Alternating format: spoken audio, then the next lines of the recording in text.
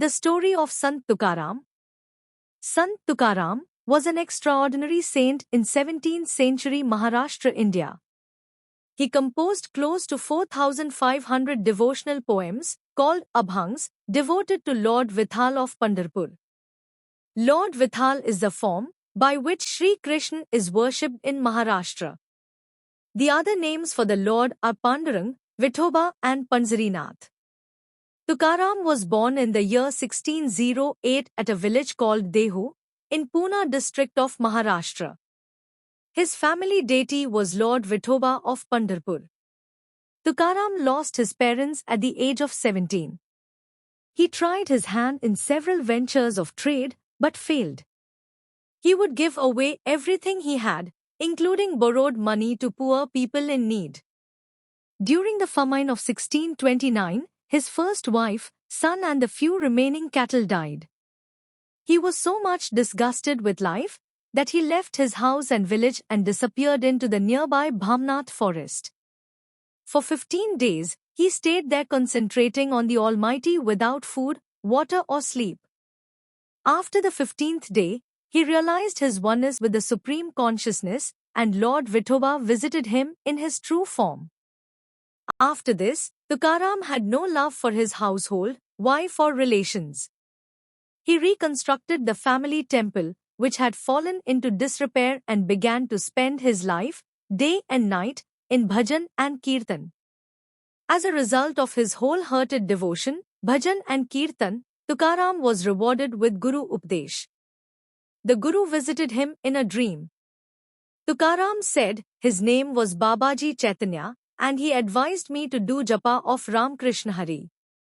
Babaji Chaitanya was the fourth-generation disciple of Sant Namdev. Tukaram now began to spend his life in devotional practices.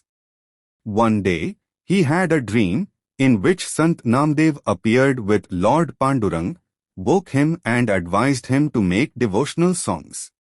The divine art of making poems came naturally to Tukaram. People started getting attracted to him.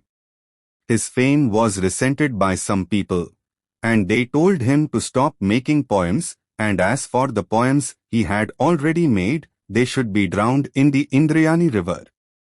Tukaram brought all the poems, bound them together, tied a big stone round the bundle, and threw it into the river.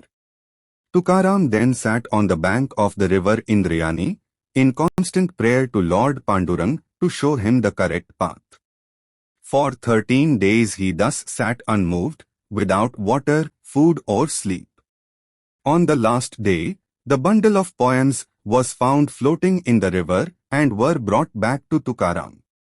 After this incident, Tukaram's name and fame spread far and wide. He was always doing bhajan and kirtan and earned nothing. The burden of maintaining the family, consisting of himself, wife and children, fell on his poor wife. Tukaram was so absorbed in his bhajan that he generally forgot food. Tukaram's wife had to undergo many difficulties in maintaining the family. Tukaram himself acknowledged her devotion and purity. One of Tukaram's admirers promised him some grain every day if he would look after his fields of corn and protect them from birds.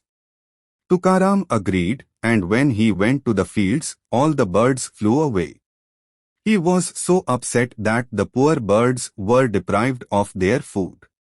In a few days, however, the birds lost their shyness and fear and began to feed regularly on the corn. The owner of the fields hauled up Tukaram. But Tukaram believed in kindness to God's creatures and duty to allow them to feed freely. He was made to give a promissory note to the owner for the loss. After the harvest, however, it was found that the farmer, instead of losing, had got double the expected quantity. The farmer was so overjoyed that he sent Tukaram the excess quantity to Tukaram, which he distributed to the poor.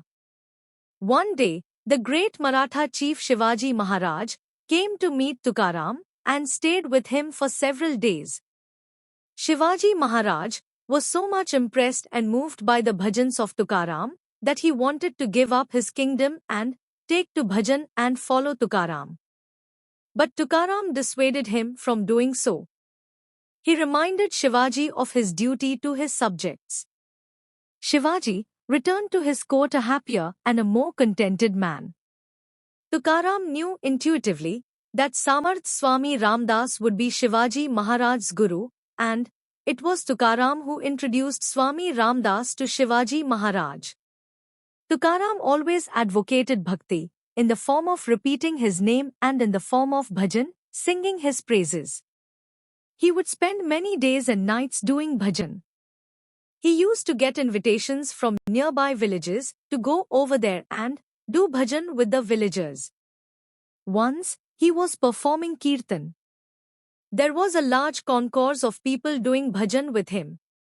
Among them was a Brahman named Joshi, who had come to the bhajan, leaving his only dying child with its mother. The child died, and the mother became very miserable. She came to where Tukaram was sitting in the bhajan, and upbraided him that he was the cause of making her husband indifferent to the dying child and thus responsible for the child's death.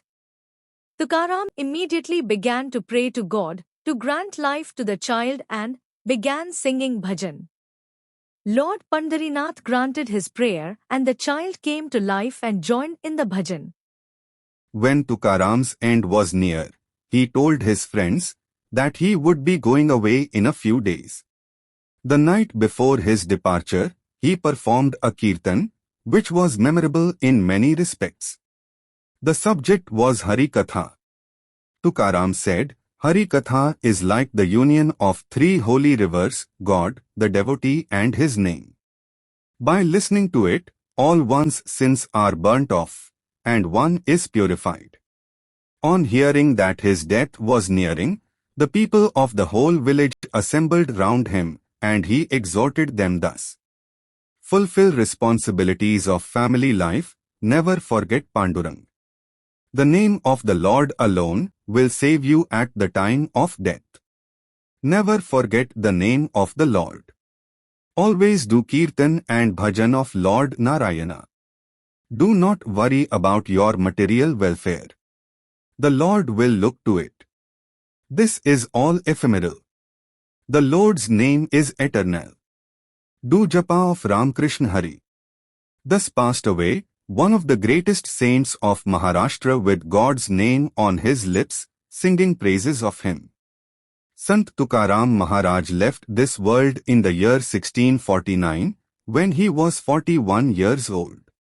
Lord Vishnu sent his own chariot and servants to bring Tukaram to his abode.